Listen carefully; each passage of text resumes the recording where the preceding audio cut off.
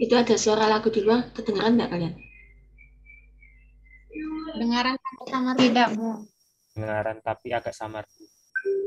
Sebentar, Pak. Saya ngecilin.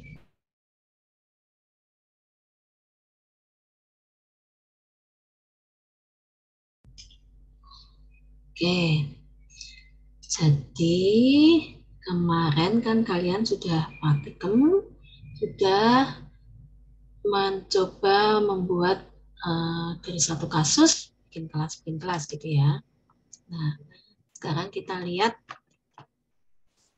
nih, kita kemarin sudah membuat kelas titik. Masih ingat kelas titik? Masih ingat? Masih, Bu. Masih, Bu. Kemudian di kasus yang berikutnya saya juga meminta kalian untuk menghitung luas dan keliling segitiga diketahui 3 titik sudut. Jadi itu titik juga kan ya? Ya. Nah, titiknya itu kemarin jadinya apa kalau yang kemarin di kelas ketiga? Kalian bikin atributnya apa aja? Titik X1 sampai X3 sama Y1 sampai Y3. Itu kan berarti isinya X1, Y1, X2, Y2 gitu ya. Iya, Bu. Nah, kalau kalian lihat dengan kasus itu, kemudian kita punya kelas titik, kira-kira apa yang terlintas dalam pikiran kalian?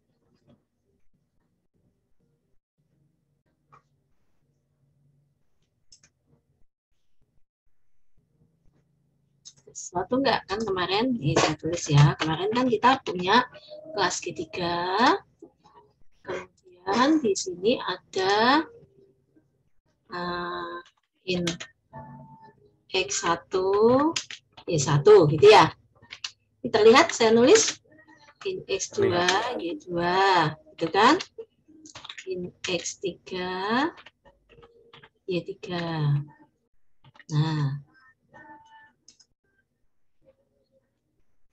kira-kira kalau ada ini kelas ketiga seperti ini, kemudian kita punya kelas titik seperti ini, apakah ada yang bisa dikaitkan tidak? Sambil minum ya saya.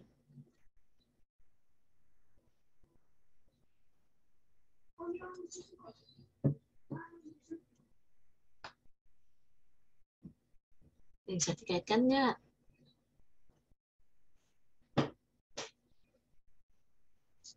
Yang sama apa antara segitiga dengan ini kelas titik?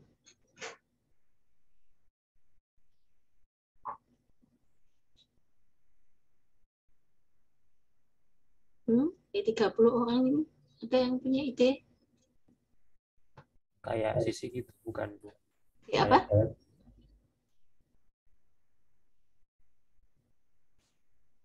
Di apa? Sisi. Diisi.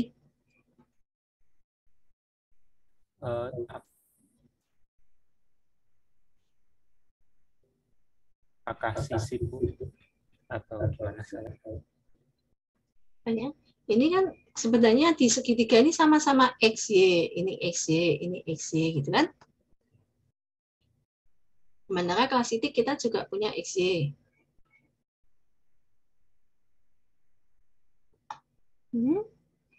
Ada ide nggak? Gimana?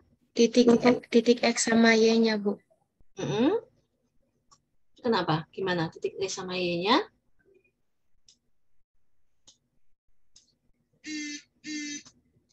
Sama-sama X sama Y. Yang kita maksud kan sebenarnya benda yang sama kan? Sama-sama XY kan? Dalam bayangan kita sebenarnya sama-sama XY itu. Kan ini juga tipenya sama. Ini integer, di sini juga integer.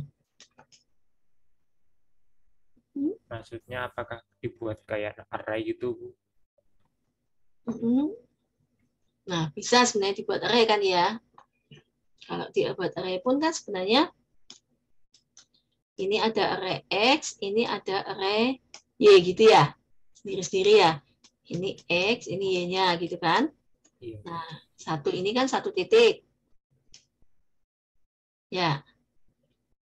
Itu kan juga lebih sederhana karena variabelnya hanya satu kan, variabel X, array X, variabel array Y, gitu kan. Itu juga bisa dibuat seperti itu. Nah, tapi dalam kasus ini kalau kita sudah mengenal kelas, ini XY ini sebenarnya bisa kita ganti jadi kelas titik. Jadi dimungkinkan kelas segitiga ini, nah,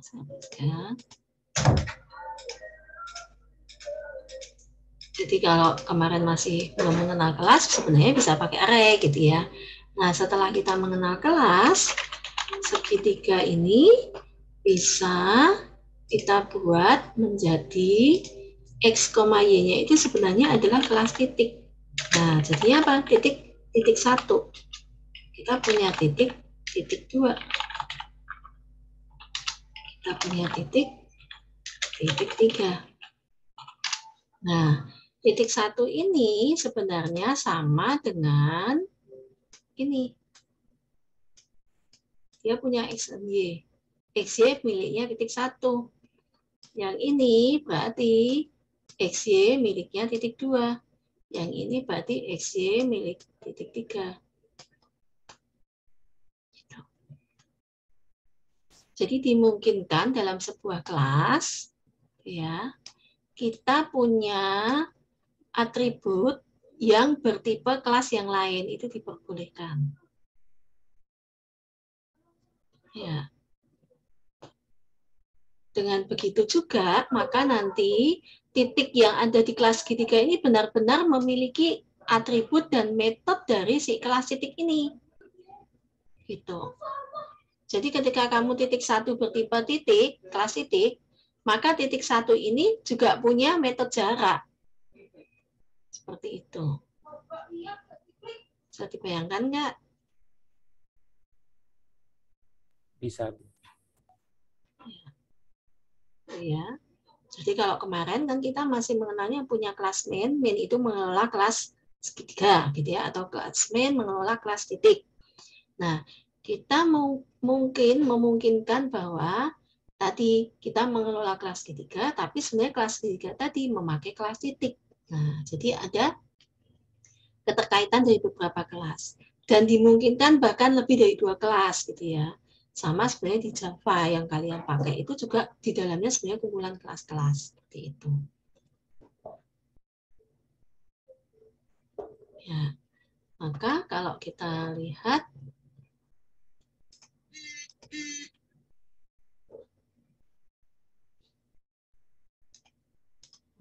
nah ini nih. Ya.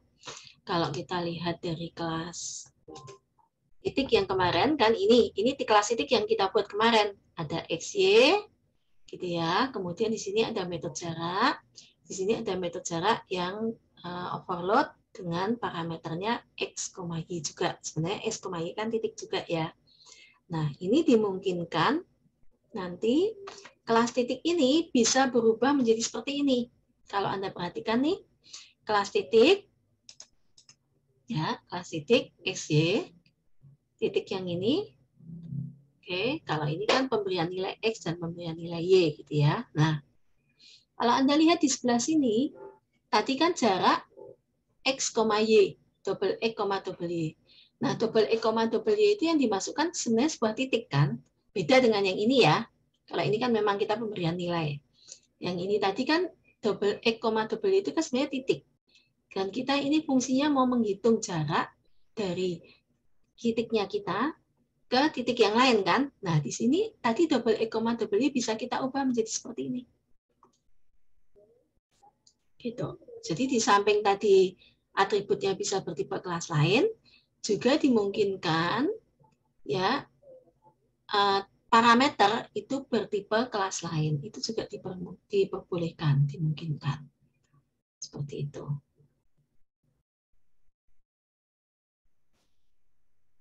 Bingung nggak? Untuk parameternya kalau kelas lain butuh di new kan nggak Bu? Jadi kayak dibuat dulu gitu atau langsung bisa aja? Kalau di waktu kita memanggil waktu memanggil metode jarak itu di sananya harus new karena kan harus ada bendanya. Tapi kalau cuma dilewatkan gini, dilewatkan kan artinya kita sebenarnya cuma melewatkan reference kan, masih ingat? Jadi di sininya tidak perlu di new, tinggal kita pakai aja. Oh sebentar, nanti kita lihat nih. Kita menuju ke ini ya, kalau bingung. Langsung ke sini deh. Ke sini. Ini dulu ya, coba ya, yang atribut. Nanti kita lihat yang tadi pertanyaanmu, perlu di new atau tidak. Jadi kalau kita lihat di kelas G3, balik lagi berarti. Sebentar, kita lihat dulu. Kelas G3 yang kemarin. Kelas G3 yang kemarin seperti ini kan, masih ingat? Mungkin sudah sempat dikerjakan, belum? Besok baru ngumpul laporan ya. Ini kelas G3. Kan kita punya X1, Y1, X2, Y2, X3, Y3. Ya, masih ingat ya? Ada hitung sisi ini kan sebenarnya hitung sisi dari 2 buah titik juga kan. Kemudian hitung keliling, hitung luas. Nah, ini bisa kita ubah, karena kita sudah mengenal kelas titik tadi, bisa kita ubah menjadi seperti ini. Nah, nih, coba bandingkan dengan yang tadi.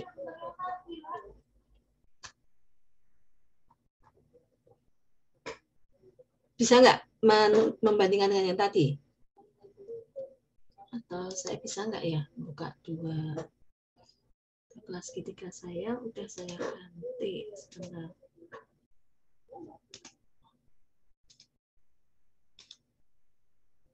Ya, di kelas G3-nya sudah saya ganti sebentar.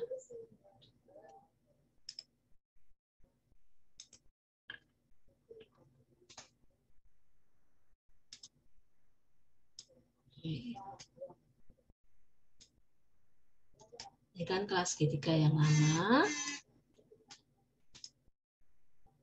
Nah, nih, terlihat nggak perbandingannya?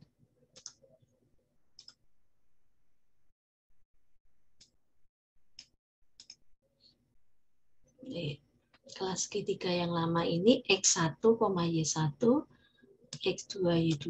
Nah, X1, Y1 jadi titik 1, X2, Y2 titik 2, X3, Y3 jadi titik 3. Ada set get ya, ada set get. Kemudian kita lihat di bawah sini. Konstruktornya segitiga. Ya, yang konstruktor segitiga tanpa parameter, oke, ini belum sempat saya buat. Tapi yang segitiga, konstruktor segitiga yang memakai parameter, kan kemarin parameternya X1, Y1, X2, Y2, X3, Y3. Ini bisa diubah menjadi seperti ini. Titik-titik A, titik-titik B, titik-titik C. Jadi konstruktornya di sini kita tidak perlu new titik karena dia hanya tinggal melewatkan. Ya. Kemudian di sini untuk hitung kelilingnya. Nah, hitung keliling kan kemarin kita butuh menghitung sisi kan? Jarak dari 2 titik. Nah, kemarin padahal di kelas titik kan kita sudah punya menghitung jarak.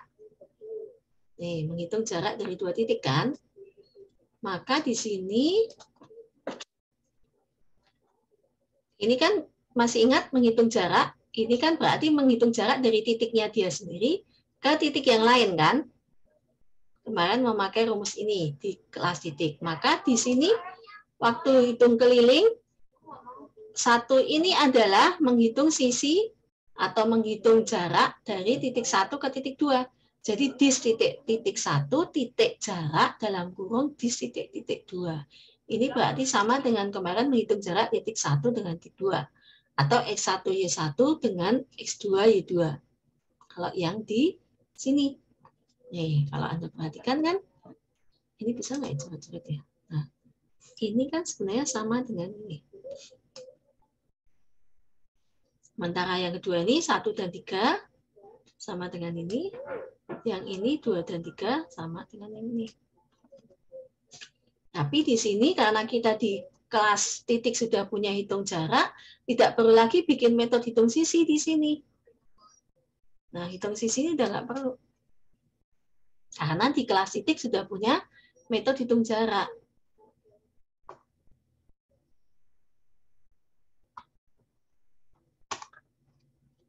Bingung nggak?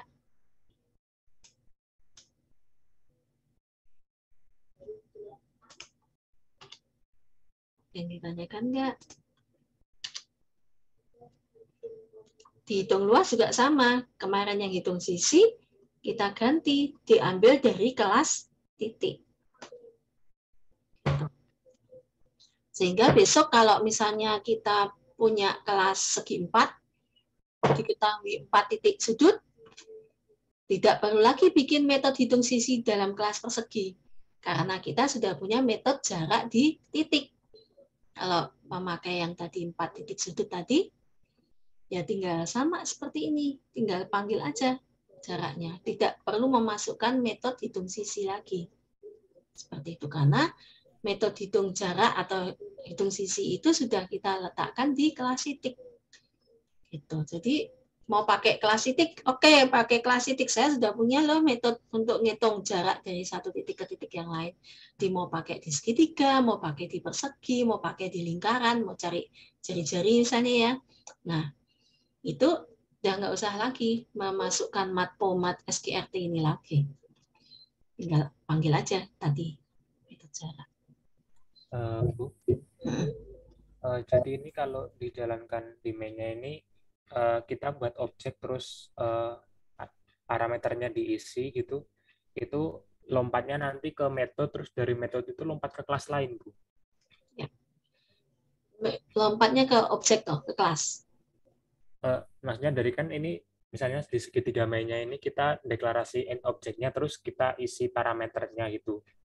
Titiknya itu berapa itu kan berarti dibawa ke kelas segitiga di metodenya, terus dibawa ke kelas titiknya untuk dihitung kan, Bu?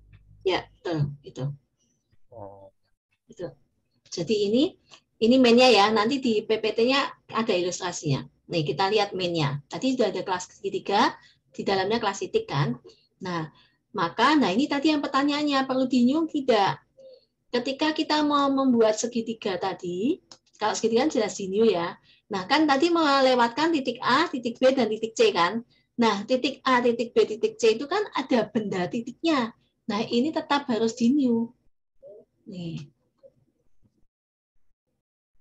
Jadi titik A tetap new titik B juga new titik C juga new titik. Nah, baru nanti ini dilewatkan ke yang tadi, kelas ketiga. Jadi yang kemarin itu kamu menjadi seperti ini. Ini yang bagian atas ini memasukkan X, Y ke kelas titik A. Ke objek titik A. Ya. Semoga nggak bingung ya. Ini saya pakai show input dialog. Jadi langsung ini hasilnya show input dialog langsung di set X ke titik A. Ini juga hasilnya show input dialog langsung di set Y ke titik A. Jadi ini dipakai untuk mengisi X, Y di titik A. Nah, ini saya memakai cara yang berbeda untuk titik B dan titik C supaya bisa lebih ringkas. Nah, ini titik B juga sama, pakai konstruktor yang langsung memasukkan nilai X dan nilai Y.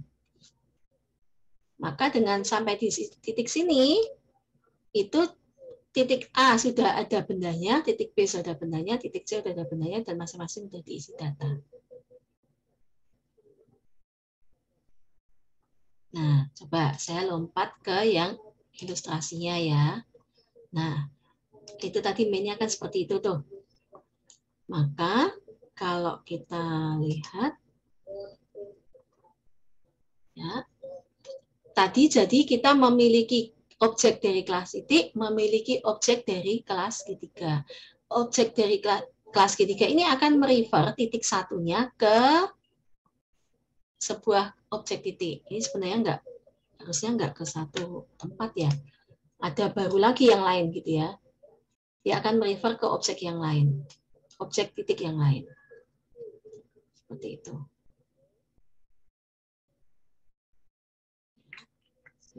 Yang ini kali yang harusnya pindah ya. Ini misalnya ke objek titik yang lain. Seperti itu. Jadi masing-masing tetap punya 3 titik. Tetap ada 3 objek. Nah, misalnya ini. Jadi dia merujuk ke yang lain.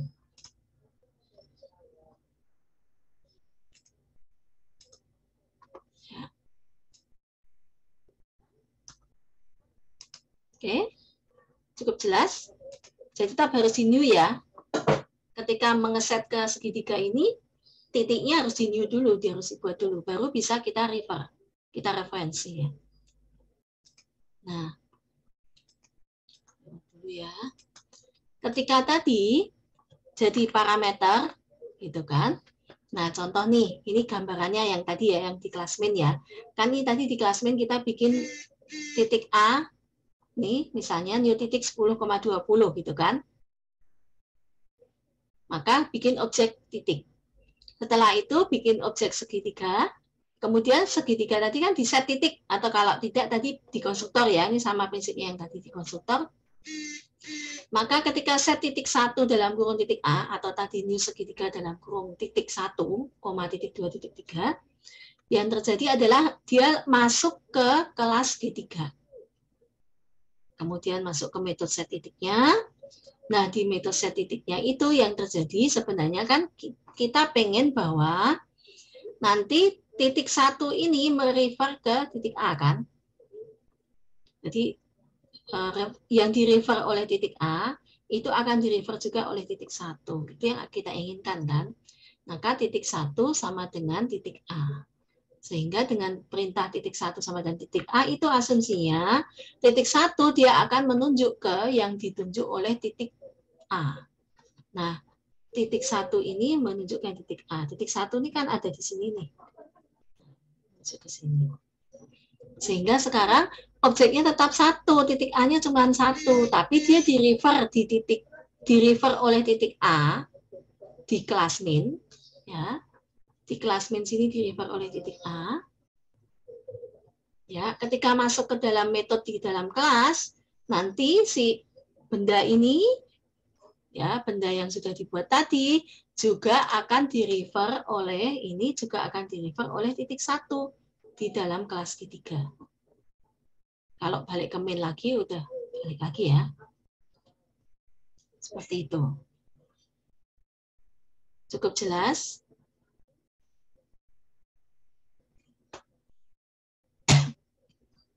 Hati-hati ya. New titiknya itu di kelas main. Oke. Karena yang kita lewatkan nanti adalah objek yang udah kita new tadi.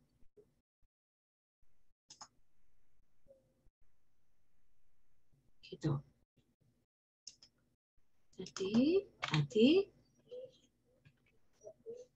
kalau kita lihat tadi di kode programnya, balik lagi. Ya, di kode programnya tadi, waktu ini, new segitiga titik A, titik B, titik C. Nah, ini sebenarnya sama seperti yang tadi saya jelaskan. Sama-sama ngeset nih. Maka dia akan menuju ke kelas ketiga. Ya, di sini nanti titik 1 menunjuk ke yang A, titik 2 menunjuk yang B, titik 3 menunjuk ke yang C. Itu. Ya, jadi ketika nanti dihitung di sini, titik 1 titik jarak titik 2 ya dia udah tahu nilai titik 1-nya berapa, titik 2-nya berapa.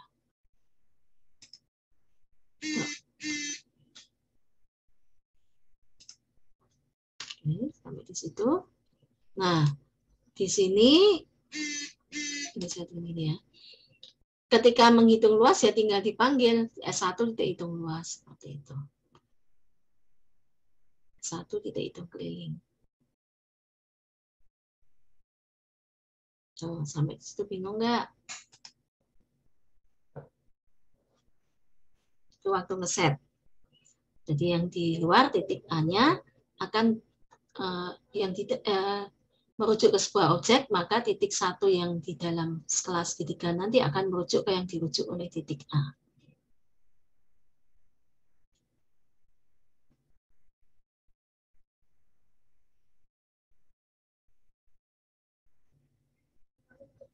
Bu, Ya. untuk atributnya tadi berarti untuk kelas yang titik itu ada 6 atribut untuk X1, Y1, dan seterusnya itu. Terus yang di segitiga itu ada 3 atribut, yaitu titik A, titik B, dan titik C. Begitu ya, Bu? Titik 1, titik 2, titik 3. Nah di sini. Sementara yang di mana? Yang di main maksudmu yang X1 Y1 itu. Terus yang di main itu kalau semisal kita mau apa? Itu kan untuk satu segitiga kan. Jadi titik A, titik B, titik C sama deklarasi segitiganya kan untuk satu segitiga. Kalau kita buat baru berarti buat satu lagi titik A2 misalnya, B2, titik C2 gitu. Iya, new lagi. Kan new lagi. Karena kan nilainya nanti akan beda kan? Ya enggak, nilainya kan akan beda.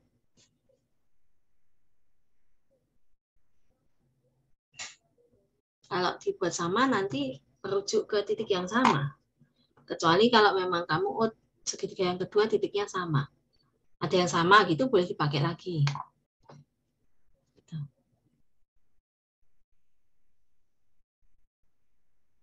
Itu gitu maksudnya pertanyaannya? Iya.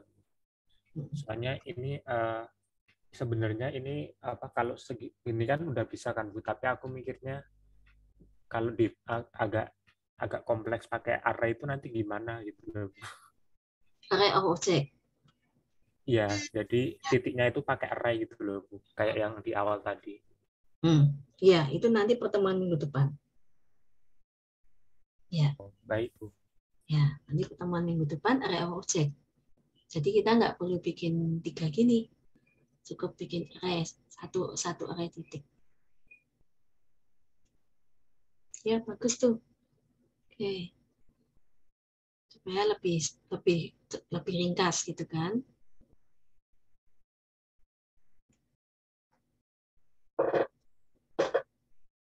Ada lagi? Kalau enggak nih, tadi kan kita melihat yang ngeset gitu ya. Nah, sekarang kalau di get gimana? Berarti kan mau mengambil nilai titik dari titik 1 dari si segitiga gitu kan. Nah, ini ilustrasinya seperti ini kalau kita mau melihat get gitu ya. Nah, tadi kan sudah seperti ini nih, titik 1 yang di dalam kelas ketiga merujuk ke titik. Ya. Itu di dalam kelas ketiga. Maka kalau di luar ini kita mau mengambil sek atau S1 titik get titik 1, ya, maka kan nilai get titik 1 itu adalah kelas titik kan, tipenya kelas titik.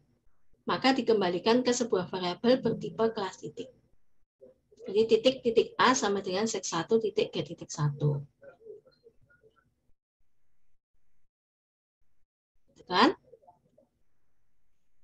Nah, maka ketika sek 1 titik get titik 1, berarti get titik 1 ini yang dirujuk oleh titik 1 ini akan dirujuk juga oleh titik A. Gitu. Maka di luar nanti titik A akan menunjuk dengan yang sama yang ditunjuk oleh si titik 1. Ya, bukan bendanya tidak jadi lebih dari 1 ya, bendanya tetap 1. Nah, maka kalau kita mau mendapatkan isi dari X dan Y-nya, titik A, titik get X. Seperti itu. Jadi mau mengambil titik nilai dari titik X dan titik Y, itu dengan cara di-get dulu titik Y-nya, kemudian setelah itu baru di-get X. Kalau mendapatkan nilainya.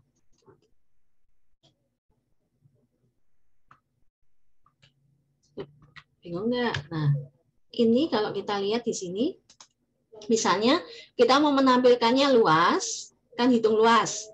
Terus mau ditampilkan juga nilai dari titiknya, gitu kan misalnya. Nah, kan berarti kalau mau menampilkan nilai dari titiknya, kita harus mengambil nilai dari titiknya yang 1 tadi di get X kan. Maka ini yang cara pertama ini memakai bantuan tadi. Titik-titik TA, ini saya bikin TA ya supaya nggak kecampur-campur, sama dengan S1 titik get titik 1. Maka titik TA ini akan berisi reference ke si titik 1. Maka untuk mendapatkan isi dari titik TA tadi atau titik 1 tadi, titik TA, titik get X, titik TA, titik get Y. Tuh. Jadi nanti akan menampilkan luasnya sekian, titik satunya ini. Nah, cara ini, kalau ini kan get titik dulu, baru ditaruh variabel, setelah itu baru di get X. Bisa dengan cara yang lebih sederhana, tapi semoga tidak semakin membingungkan. S1 titik get titik 2, itu sama seperti yang ini tadi kan. Nah, terus langsung S1 titik get titik 2 titik get X. Nah, itu sama seperti yang ini, yang di atas tadi yang dilakukan. Tapi kalau di atas memakai 2 kali, kalau ini cukup 1 kali, S1 titik get titik 2 titik get X. Gitu. Ya, jadi S1 get titik 2 kan di dalam kelas ketiga. Nah, dapatnya kan kelas titik. Di dalam kelas titik itu ada metode get X. Gitu. Jadi S1 titik get titik 2 ini kelas titik. Nah, setelah itu dari kelas titik ini get X. Gitu. Bingung nggak?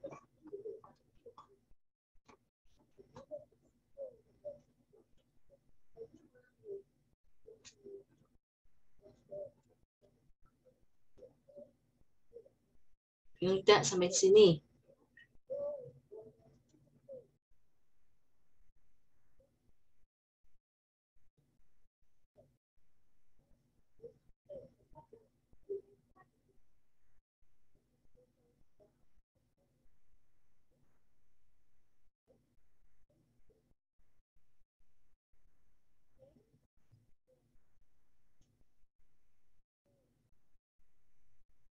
Nggak ada pertanyaan?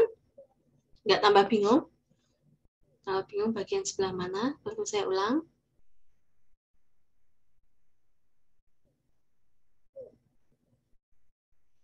Ya, ini implementasinya ya. Tapi yang selain itu yang lebih penting lagi adalah tadi Anda harus mampu mengabstraksi dari suatu permasalahan. Kelasnya jadi apa sih? Ya. Tadi sebagai catatan kita kemarin kelas ketiga kan kelihatan X1 Y1, X2 Y2, X3 Y3 kan ada yang double ya misalnya. Nah, kita bayangkan suatu titik itu sebenarnya kan ya memang suatu titik, satu benda titik gitu. Itu bisa kita panggil berulang-ulang. Jadi proses mengabstraksinya memang tetap harus tadi kita punya bayangkan yang mau tampilkan apa. Jadi kita butuh data apa.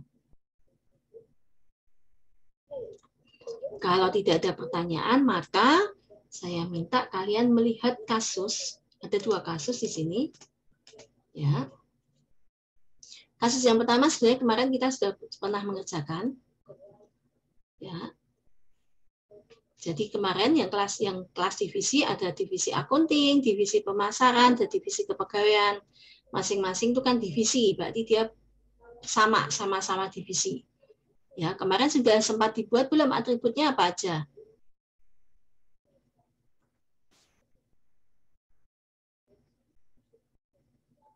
Masih ingat kemarin yang kelas divisi atributnya apa saja?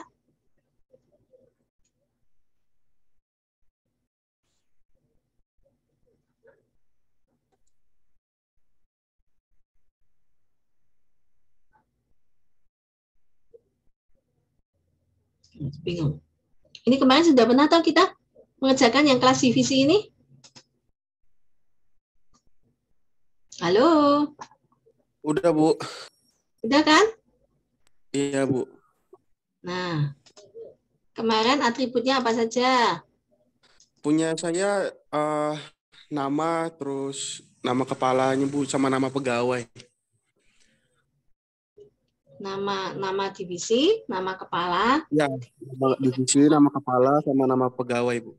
Oke. Nama pegawainya yang Ibu ajarin kemarin. Oke. Ini clue-nya ya. Saya minta nanti kalian perbaiki dari yang kemarin sudah dikerjakan, karena kita kan sekarang sudah tahu nih, bisa lebih dari 1 kelas. Nah, clue-nya adalah, kemarin kan kalian bikin nama kepala kan?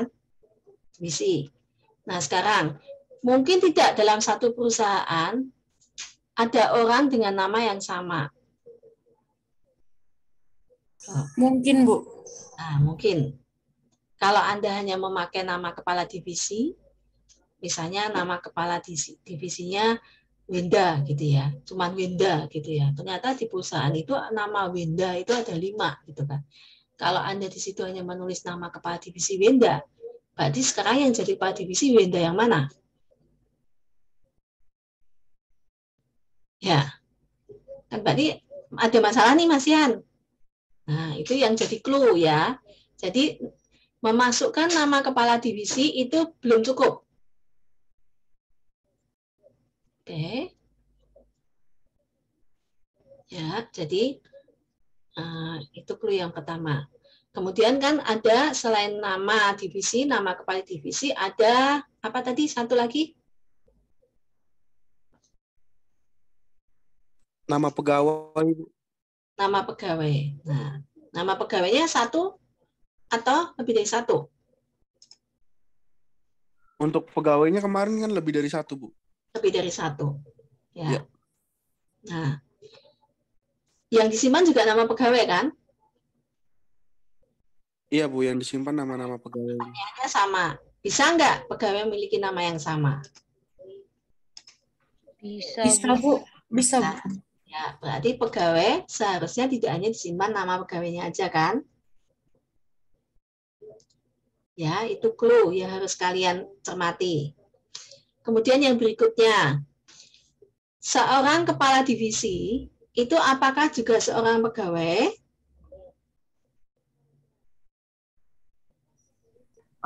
Gimana, Bu? Kurang dengar tadi. Seorang kepala divisi itu apakah juga seorang pegawai? Iya, Bu. Seharusnya Ya. masuk, Bu, seorang pegawai juga, Bu.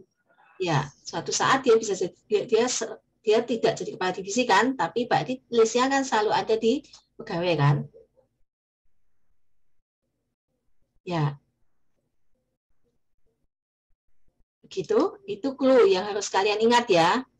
Nah, berikutnya adalah ketika kita membuat data seperti ini, dimungkinkan nanti kayak tadi nama pegawai, data pegawai, itu dimungkinkan akan dipakai lagi di sistem yang lain.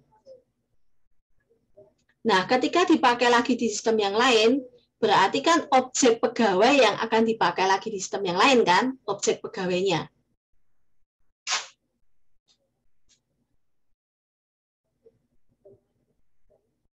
Jelas nggak clue-nya ini? Jadi dimungkinkan pegawai itu akan dipakai lagi di kelas yang lain, di kasus yang lain. Tapi yang dipakai adalah si objek pegawai. Anda bayangkan ya pegawai itu ya kayak kalian gitu kan. Sama seperti yang tadi, titik. Titik bisa dipakai di kelas persegi. Karena tadi bentuknya sudah kelas titik, ya berarti yang kita pakai objek titik. Gitu. Kalau tadi masih XY di kelas segitiga, berarti kalau kita mau pakai di kelas persegi, berarti kan kita nggak bisa memakai objek XY yang ada di segitiga tadi kan, karena tadi hanya ada 3. Gitu. Jadi dengan membuat kelas itu reusability-nya dia bisa dipakai lagi di kelas yang lain. Maka kemarin kan dibuat abstraksi supaya kalau kelas lain yang memakai itu sudah mewadahi semua kepentingan si pegawai itu. Kira-kira pegawai itu mau dipakai untuk apa sih gitu kan?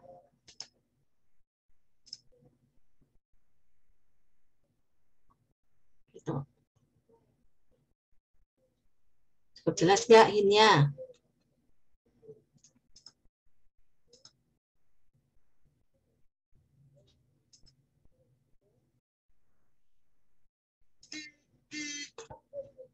Ada pertanyaan tidak dengan latihan ini, kasus 1?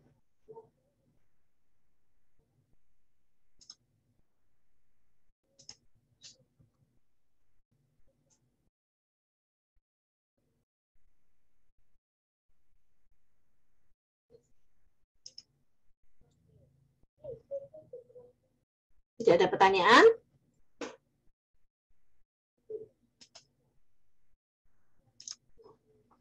Ya, jadi ini tugas Anda nanti saya bagi dalam kelompok-kelompok adalah mengabstraksi kelas apa sih yang kira-kira kita perlukan dengan asumsi tadi yang saya bilang clue-cluenya. Kelasnya nanti bisa dipakai lagi untuk kepentingan yang lain. Ya, sehingga memang sangat spesifik hanya kelas itu aja. Jadi kalau ada metode, ada atribut yang kira-kira tidak spesifik, ya jangan diletakkan dalam kelas-kelas tersebut. Oke, yang kedua nih, kasus yang kedua. Kasus yang kedua ini sama, bikin data resep. Jadi Anda bayangkan nanti adalah sebuah resep. Pernah kan dapat resep? Ya. Nah, kalau di sebuah resep itu kan mestinya ada apa aja itu? Yang paling gampang ini ya, dokternya ada, dokter yang ngasih resep siapa, pasiennya siapa, obatnya apa. Nah, ini hint-nya juga sama. Dokter, kalau Anda menyimpan hanya nama dokter, berarti akan dimungkinkan ada dokter yang sama. Sehingga tidak cukup hanya nama. Pasti.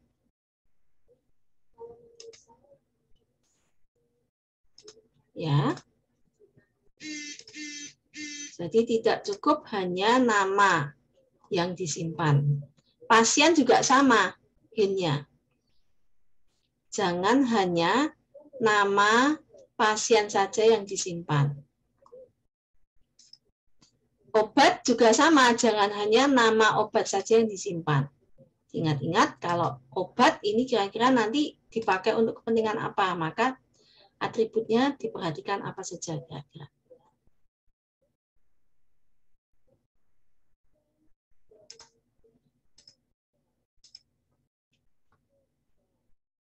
Ya.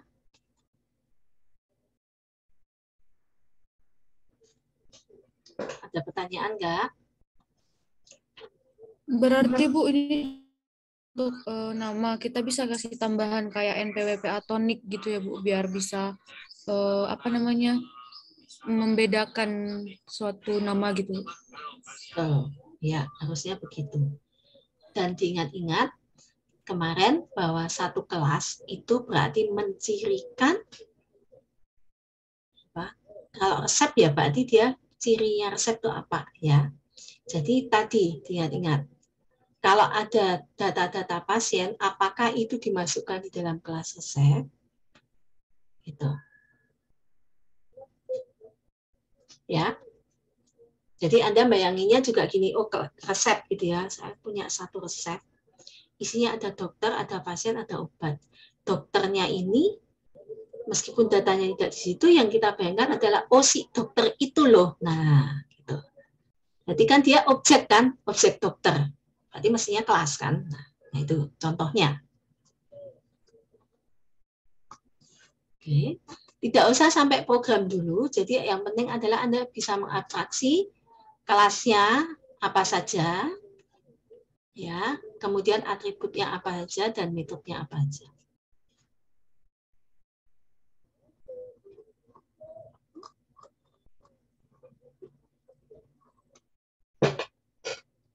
Oke, masih ada pertanyaan?